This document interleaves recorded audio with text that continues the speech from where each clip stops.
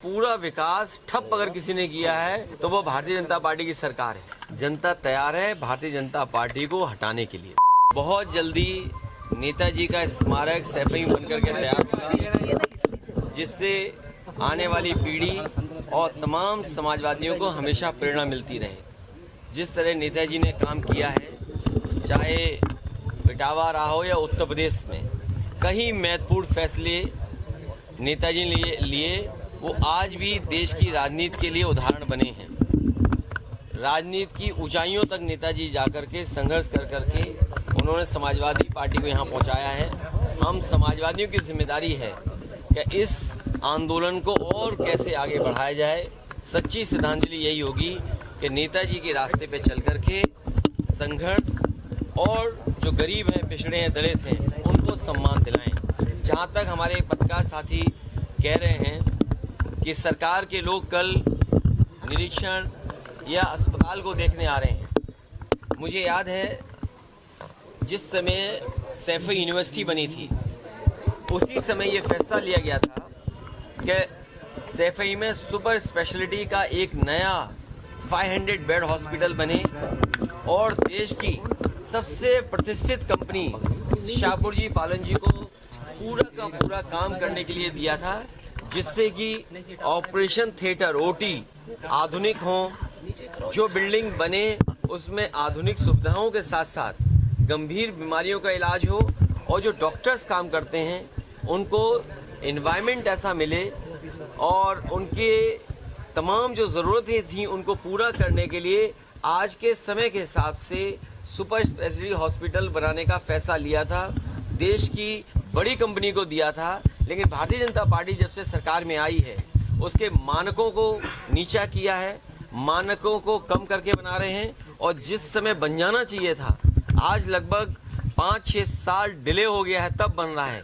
मुझे नहीं लगता है कि पर्याप्त डॉक्टर्स, पर्याप्त स्टाफ या पर्याप्त ये बजट देंगे जिससे कि वो अस्पताल चल जाए और गरीबों को इलाज मिले। मैं जानता हूँ कि उस मेडिकल यूनिवर्सिटी से, मेडिकल हॉस्पिटल से जो नेताजी ने बनाया था, उसके एक्ट के तहत तमाम गरीब लोगों को इलाज मिलता है। उत्तर प्रदेश ही नहीं बल्कि मध्य प्रदेश और आसपास के जिले के लोग वो सुविधा पाते हैं। अखिलेश जी, जिस लगातार हलाल को लेकर सरकार द्वारा कार्रवाई की जा रही है, क्या किस तरह से देख रहे हैं? देखिए, बीजेपी को इटावा में काम नहीं करना, फिरोजाबाद में काम नहीं करना और सबसे महत्वपूर्ण यही इटावा से ग्वालियर से जुड़ करके लिपू लेक तक सड़क बननी थी। मुझे याद है जब चीन ने लद्दाख को अटैक किया था उस समय समाजवादियों ने ये सरकार को सुझाव दिया था कि भविष्य में अगर हमें ज़रूरत पड़ेगी तो इस सड़क की ज़रूरत है जिससे फौज समय पर पहुंच पाए। आप बताइए, पिछले सालों से और 10 साल पूरे होने जा रहे हैं सरकार के, क्या ग्वालियर से इटावा होकर के लिपू लेक रोड 6 लेन बन गई? और यही जो यमुना पर, चंबल पे पुल जो बने हैं वो जर्जर हालत में। बताओ, सरकार सपने दिखाती है कि हम अर्थव्यवस्था दुनिया में तीसरे नंबर के पहुंच गए, दूसरे नंबर की अर्थव्यवस्था पहुंच गई, लेकिन सच्चाई देखिए, आपका पुल नहीं बना पा रहे। जो पुल कभी भी गिर जाएगा वो पुल पूरा नहीं कर पा रहे, तो इस क्या उम्मीद करोगे कि अर्थव्यवस्था बेहतर करेंगे? भारी आवागमन बंद। अखिलेश जी, राजस्थान में चुनाव का वोटिंग होना है, मध्य प्रदेश में हो चुका है, आपको क्या लग रहा है कि राजस्थान में क्या स्थिति होने वाली है? देखिए, मैं राजस्थान दूर है हमारे लिए, इसलिए अभी हमें नहीं पता क्या होने जा रहा है, लेकिन उत्तर प्रदेश का हम बता दें आपको, जनता तैयार है भारतीय जनता पार्टी को हटाने के लिए। जिस सरकार ने चरम सीमा पर बेरोजगारी लाने का काम किया हो, जिस सरकार ने चरम सीमा पर महंगाई लाने का काम किया हो, और आप तो इटावा के हमारे पत्रकार साथी हो, आप खुद जानते हो इटावा का पूरा विकास ठप अगर किसी ने किया है तो वो भारतीय जनता पार्टी की सरकार है।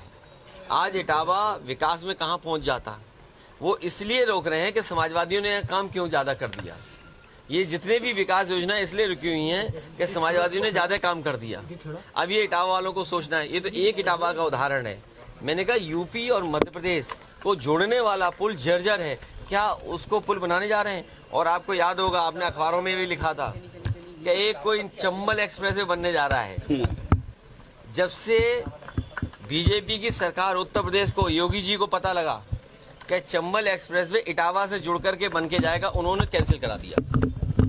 तो कल जब सरकार का कोई आए तो उससे पूछेगा क्या इटावा को जोड़ने वाला चंबल एक्सप्रेसवे इसीलिए गिरा दिया गया, हटा दिया गया क्योंकि समाजवादियों का ये गृह जनपद है। आप सोचिए, आप में से बहुत सारे लोग हैं जो हमारी बातों से सहमत नहीं होंगे, हो सकता मनी मन बीजेपी के समर्थक हों, लेकिन अगर चंबल एक्सप्रेसवे बन जाता तो हमें आपको सबको लाभ मिलता।